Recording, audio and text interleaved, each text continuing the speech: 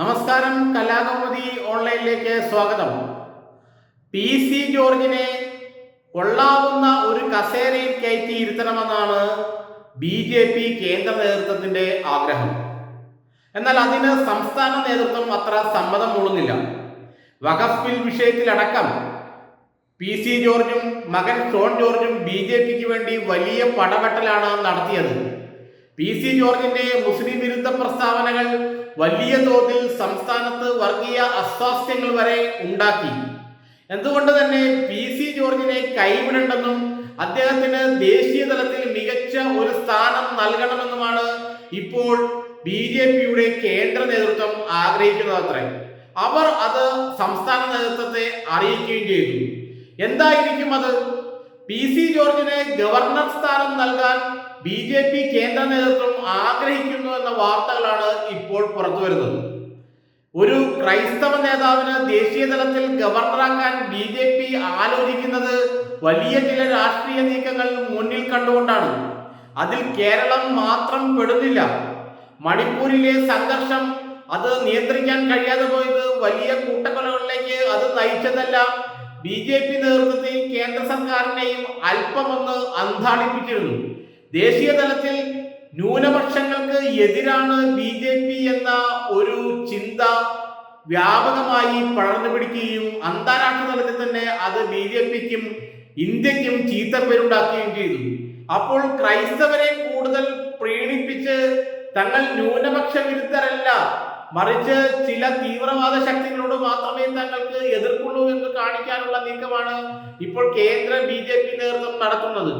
അതുകൊണ്ട് തന്നെ വഖഫ് ബിൽ നിയമമാക്കുകയും മാത്രമല്ല, ധാരാളം ക്രൈസ്തവ നേതാക്കളെ BJP മുന്നണിയിലേക്ക് കൊണ്ടുവരാൻ അല്ലെങ്കിൽ മുൻപിലേക്ക് കൊണ്ടുവരാൻ ആഗ്രഹിക്കുകയും ചെയ്യുന്നുണ്ട്.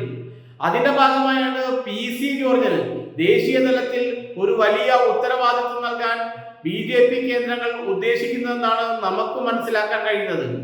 ഗോവ പോലെ അല്ലെങ്കിൽ മിസോറാം പോലെ നാഗാലാൻഡ് പോലെ ക്രൈസ്തവർക്ക് വലിയ മുൻതൂക്കമുള്ള അല്ലെങ്കിൽ ക്രൈസ്തവർക്ക് ഭൂരിപക്ഷമുള്ള ഒരു സംസ്ഥാനത്ത് പി സി ജോർജിനെ ഗവർണറാക്കിയാൽ എന്താ എന്നുള്ള ആലോചന ഇപ്പോൾ BJP ദേശീയ നേതൃത്വത്തിന് നന്നായുണ്ട്. അനിൽ ആന്റണിയെ പോലെ ഒരു യുവ ക്രൈസ്തവ നേതാവിന് ഇപ്പോൾ തന്നെ ദേശീയ തലത്തിൽ നല്ലൊരു സ്ഥാനം BJP നൽകിയിട്ടുണ്ട്. അനിൽ ആന്റണി ഉടൻ തന്നെ രാജ്യസഭയിൽ എത്തുമെന്ന സൂചനയുമുണ്ട്.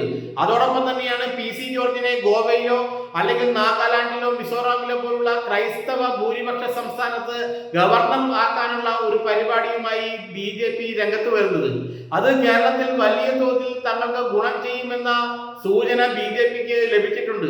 മാത്രമല്ല, അഖിലേന്ത്യാ തലത്തിൽ തങ്ങൾ ക്രൈസ്തവരോട് കൂടെ നിൽക്കുകയാണെന്നുള്ള ധാരണ പരത്തിയാൽ പിന്നെ ന്യൂനപക്ഷ വിരുദ്ധർ എന്ന ചീത്തപ്പേര് തനിയെ മാഞ്ഞു പോകുമെന്നാണ് BJP വിശ്വസിക്കുന്നത്. അതുകൊണ്ട് തന്നെ അതിന് പറ്റിയ ആൾ ഒരു പി സി ജോർജിനെ ഗവർണർ സ്ഥാനത്തേക്ക് കൊണ്ടുവരിക എന്ന് പറഞ്ഞാൽ അത് ദേശീയ തലത്തിൽ ക്രൈസ്തവർക്ക് കൊടുക്കുന്ന ഒരു അംഗീകാരം പോലെ എടുത്തു കാണിക്കാമെന്നും അതോടൊപ്പം തന്നെ അടുത്ത വർഷം മാർപ്പാപ്പ ഇന്ത്യയിലെത്തുമ്പോൾ ഇത്തരം കാര്യങ്ങൾ ക്രൈസ്തവ സമൂഹത്തോട് BJP സർക്കാർ കാണിക്കുന്ന ഇത്തരം ആനുകൂല്യങ്ങളെ കുറിച്ച് വത്തിക്കാന്റെ ഭാഗത്ത് നിന്നും ഒരു പോസിറ്റീവായ പ്രസ്താവന ഉണ്ടാവുകയാണെങ്കിൽ അത് അന്തർദേശീയ തലത്തിൽ BJPക്കും കേന്ദ്ര സർക്കാരിനുമൊക്കെ ഗുണം ചെയ്യുമെന്നാണ് അവർ വിശ്വസിക്കുന്നത്. അതുകൊണ്ട് തന്നെ പി സി ജോർജിനെ പോലൊരു നേതാവിന് ദേശീയ തലത്തിൽ നല്ലൊരു സ്ഥാനം നൽകി തങ്ങൾക്കൊപ്പം നിർത്താനുള്ള നീക്കം BJP കേന്ദ്ര നേതൃത്വം നടത്തുന്നുണ്ട്. അതുകൊണ്ട് ക്രൈസ്തവ ഭൂരിപക്ഷമുള്ള ഏതെങ്കിലും സംസ്ഥാനങ്ങളിൽ അടുത്ത് തന്നെ പി സി ജോർജ് ഗവർണറായി വന്നേക്കാമെന്നുള്ള സൂചനയാണ് BJP കേന്ദ്രങ്ങൾ നൽകുന്നത്.